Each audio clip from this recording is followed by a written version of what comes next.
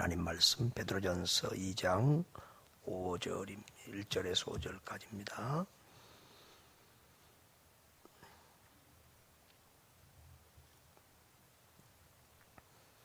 베드로전서 2장 1절에서 5절까지 보겠습니다.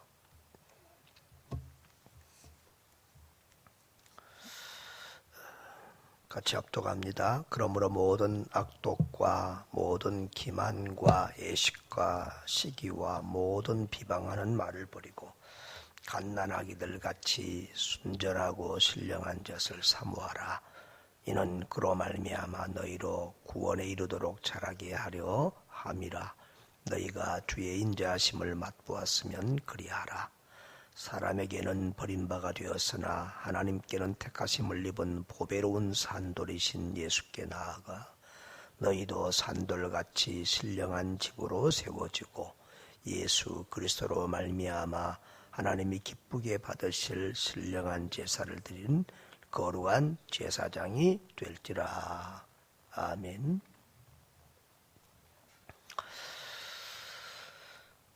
베드로 전서는 박해와 고난을 받는 디아스포라 유대인 또 디아스포라 그리스도인들에게 고난 중에 위로와 소망을 주는 귀한 메시지라고 했습니다.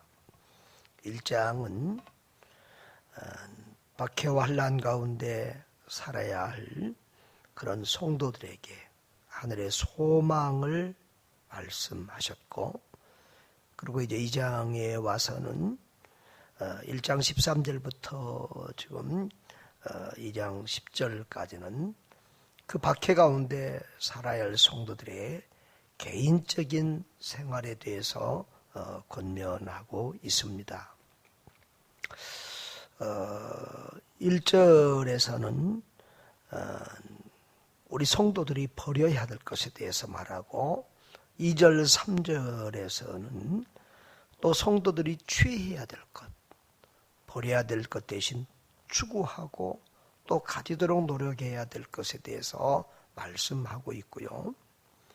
그리고 이제 3절에서부터는 4절 5절은 거룩한 제사장이 되라고 하는 말씀을 하고 있습니다.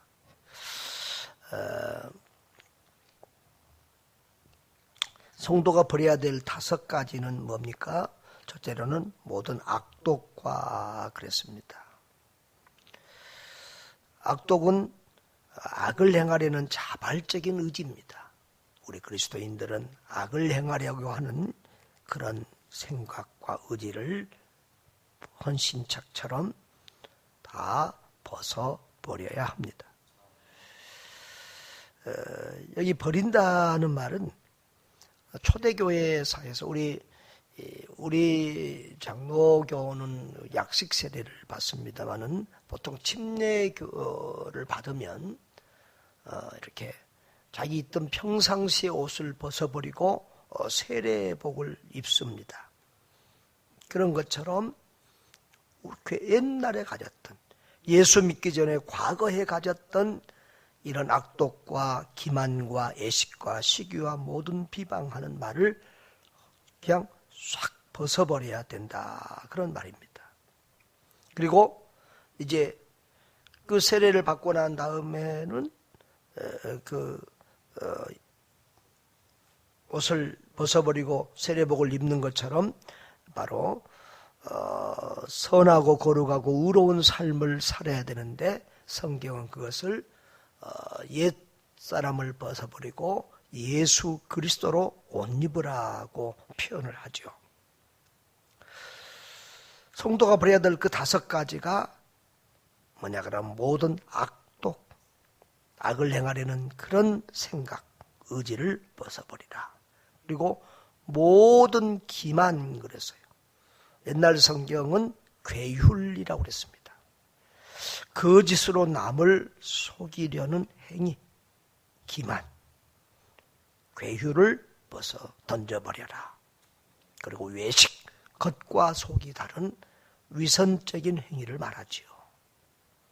그 다음에 시기, 상대방보다 높아지기를 원하는 마음을 던져버려야 된다.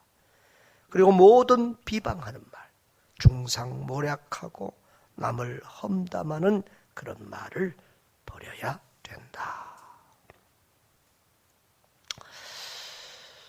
그렇게 5가지를 버려버려야 되고, 그리고 순전하고 신령한 젖을 사모하라고 그랬습니다. 이렇게 우리는 성도들은 버려야 될 것은 버리고 취해야 될 것은 취해야 되는데, 또 성경의 다른 것을 보면 성도들이 버려야 될 것에 대한 것들이 몇 가지 더 있는데요. 한번 말씀해 드리면 로마서 10장방에는 어두움의 일을 벗어버리라 그랬어요. 어거스틴이 여기서 은혜 받고 새 사람이 됐죠. 그 다음에 썩어져가는 구습을 벗어버리라. 에베소서 4장에 나와 있습니다. 골로새 3장에는 옛사람과 그 행위를 벗어버리라 그랬습니다. 지난번에 보았던 우리 야고보서 1장에는 모든 더러운 것과 넘치는 악을 벗어버리라. 우리 그리스도인들은 이런 모든 죄되고 더러운 것들을 다 벗어버리고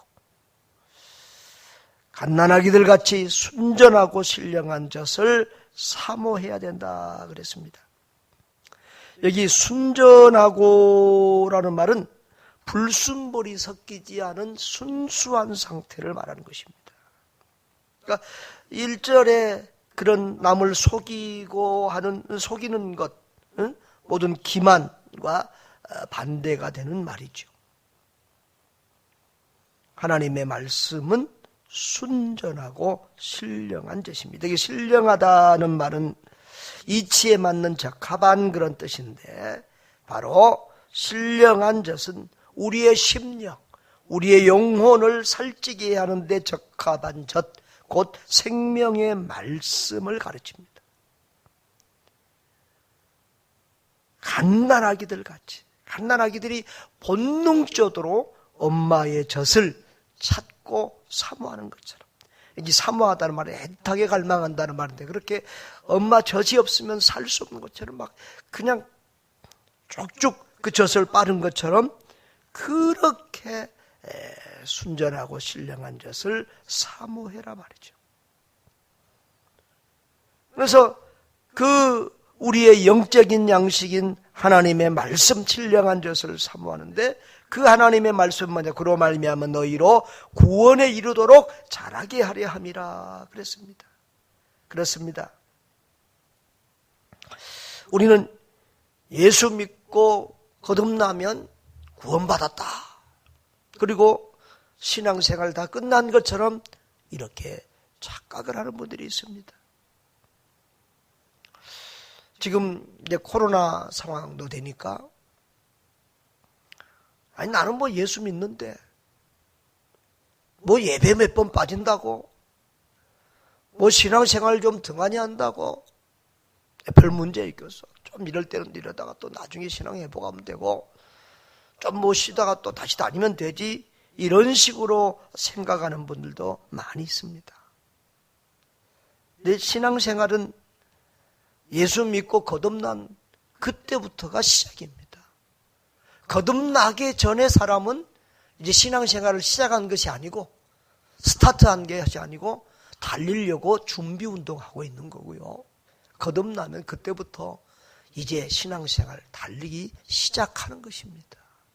우리는 천국 가는 그날까지 구원에 이르도록 자라고 성장해야 됩니다. 다시 말하면 성화의 삶, 우리 주님 닮아가는 그리스도인의 삶을 살아야 된다는 것이죠.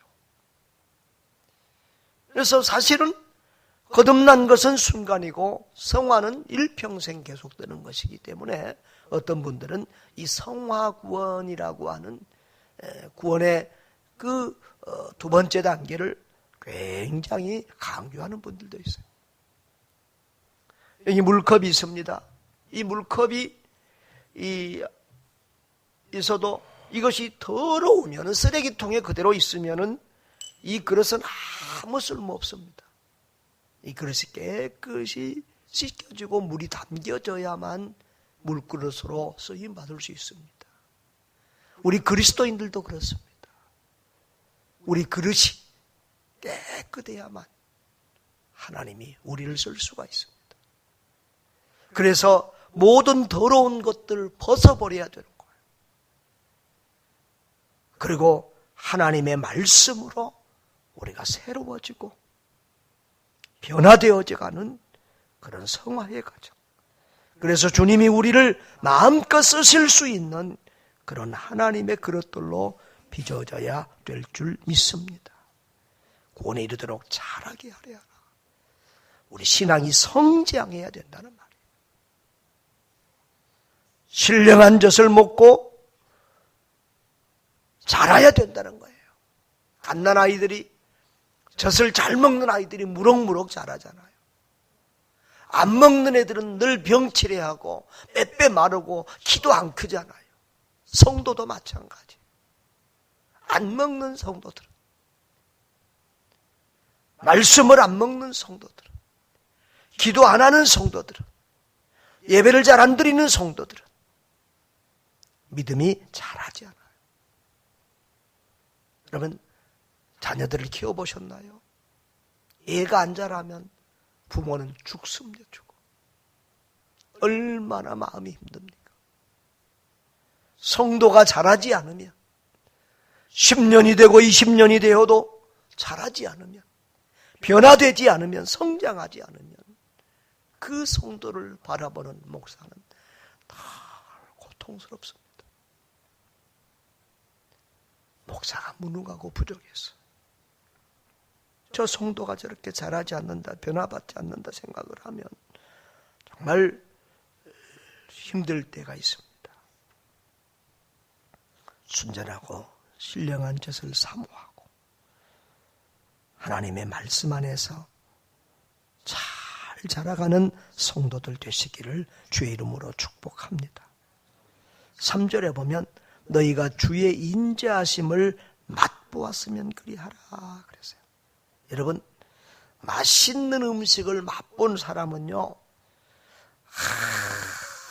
그 음식을 얼마나 먹고 싶어 하는지 몰라요.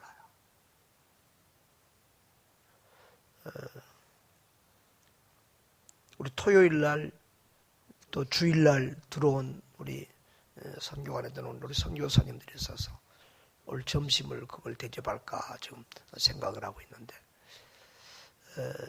얼마 전에 우리 구산역 옆에 어수지락이라고 하는 식당이 있는데 그 생선구이집입니다. 그 생선찜도 있고 그런데 거기서 우리 선교사님들 식사를 한번 대접했더니 우리 최미 선교사님이 생선을 좋아하나 봐요. 그 생선찜이 그렇게 맛있었던가 봅니다. 그렇게 맛있다고 그러더니 세상에 한날은 저 김포에서 자기 딸을 데려와서 여기까지 와서 식사를 했더라고요. 이렇게 맛있는 것을 한번 맛을, 좋은 음식을 맛본 사람은 그 맛을 그렇게도 사모하고 좋아하고 또 먹고 싶어 하는 거예요. 우리도 하나님의 말씀, 그 신령한 말씀, 꿀과 같은 말씀, 생명의 말씀, 그 말씀을 맛보았으면 날마다 그 신령한 젖을 사모하고 하나님의 말씀을 사모하는 하나님의 사람들 돼야 될 줄 믿습니다. 이 코로나 상황, 어려운 이런 환경을 이기게 하는 것도 하나님의 말씀인 줄 믿습니다. 그래서 우리 성도들이 예배로도 말씀을 먹고, 성경 읽기로도 말씀을 먹고, 큐티로도 말씀을 먹고, 또 종일 말씀 한 절이라도 붙들고 묵상하면서, 일하면서도 말씀 묵상하고, 길을 가면서도 말씀 묵상하고, 늘 이 신령한 젖을 잘 먹고 마심으로 말미암아 믿음이 날마다 자라가기를 주의 이름으로 축복합니다. 4절 5절은 사람에게는 버림바가 되었으나 하나님께는 택하심을 입은 보배로운 산돌이신 예수님께 나가서 너희도 산들같이 신령한 집으로 지어지고, 그리고 신령한 제사를 드릴 거룩한 제사장이 될지니라 라고 했습니다.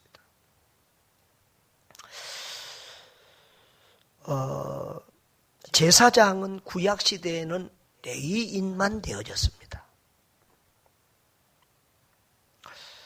아무나 제사장이 될 수 없고 하나님 앞에 가서 하나님을 만날 수 없습니다. 제사장은 하나님과 인간 사이에 중보자의 역할을 했습니다. 그래서 구약의 성도들은 지금 우리처럼 다이렉트로 하나님 앞에서 나와서 예배하고 하나님을 만날 수 없었습니다. 사실 가톨릭은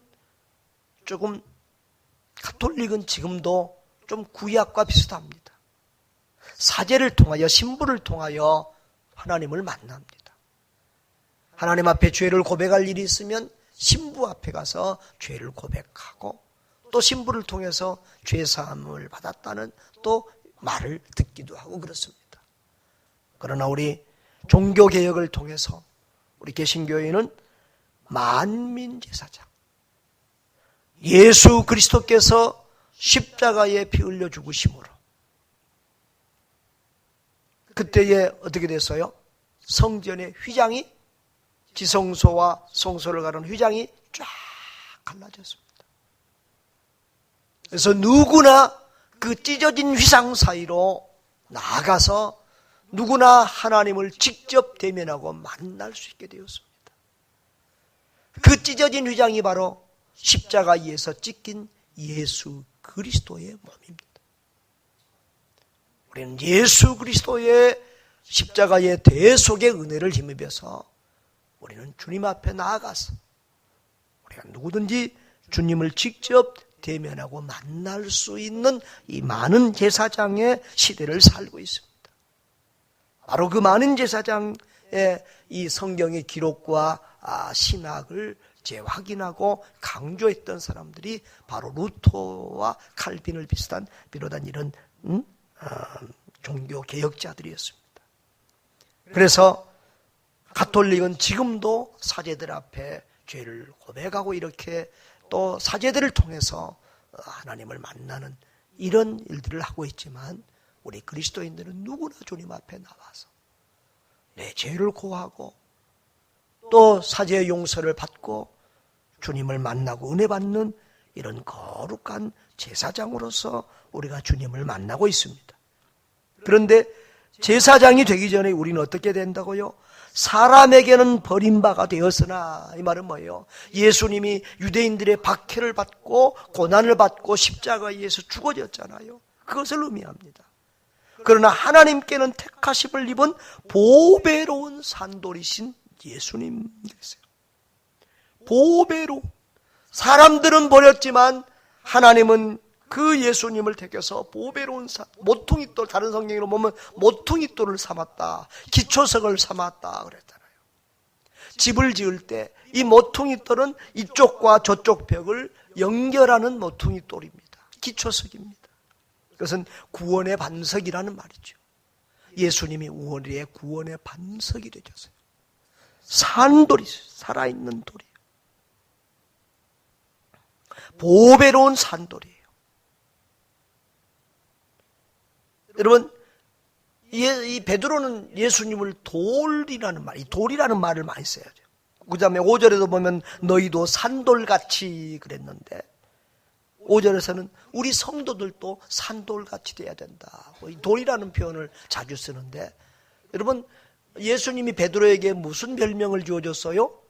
베드로 반석이라는 별명을 주어줬어요. 그래서 이 돌, 이 반석이라는 것이 굉장히 은혜를 받은 것 같아요. 그래서 이 베드로는 돌이라는 말을 많이 써요. 예수님도 보배로운 산돌이라는 거예요. 그리고 그 예수님과 영적인 교제를 하고 영적 접붙임을 받은 우리들도 산돌같이 신령한 하나님의 집으로 세워져야 된다는 거예요. 늘 주님과의 살아계신 돌, 보배로운 돌이신 주님과의 신령한 교제를 통해서 우리도 산돌같이 신령한 집, 신령한 하나님의 성전으로 날마다 우리가 지어져 가야 된다는 거예요. 영과 진리로 주님과 교제하면서 이제 우리 마음이 성전이 되어서 우리가 하나님 앞에서 날마다 신령한 하나님의 사람, 하나님이 보시기 아름다운 그런 성전으로 우리들이 거룩한 제사장으로 그렇게 세워져 가야 된다는 말입니다. 그래서 예수 그리스도로 우리는 예수 그리스도를 중보자로 해서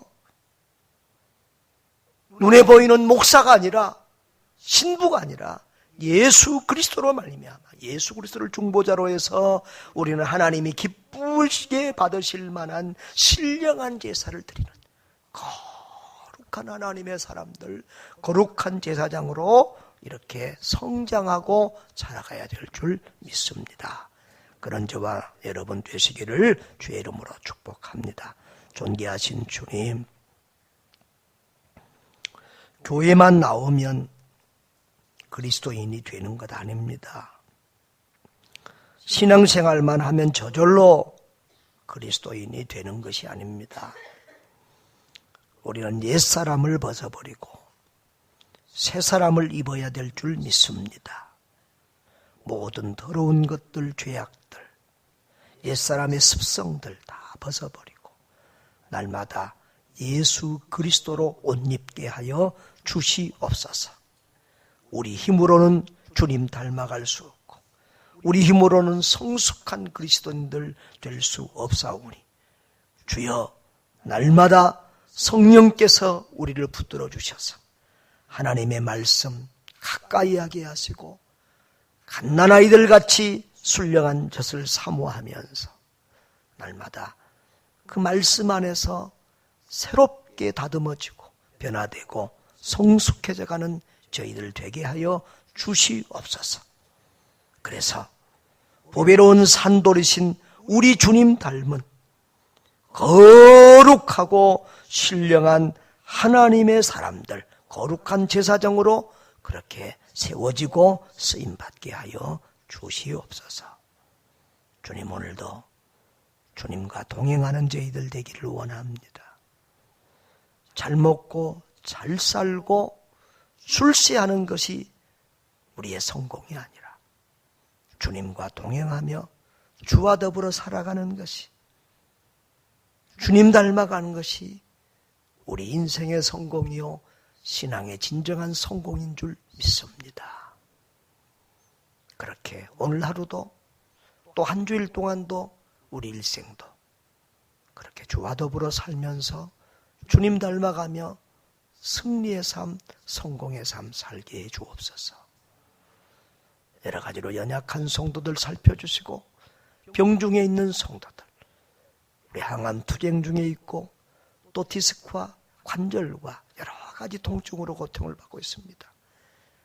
우리 성도들을 살펴주옵소서. 특별히 우리 한정희 권사님 관절 수술을 앞두고 있사오니 주여 긍휼을 베풀어 주옵시고, 또 우리 조 권사님 이제 또 암 수술을 앞두고 있습니다. 항암 치료를 다 마치고 암 수술을 앞두고 이제 진단받고 준비 중에 있사오니 하나님 도와주시옵소서. 영육간에 우리를 강건하게 세워주옵소서. 예수 그리스도의 이름으로 기도하옵나이다.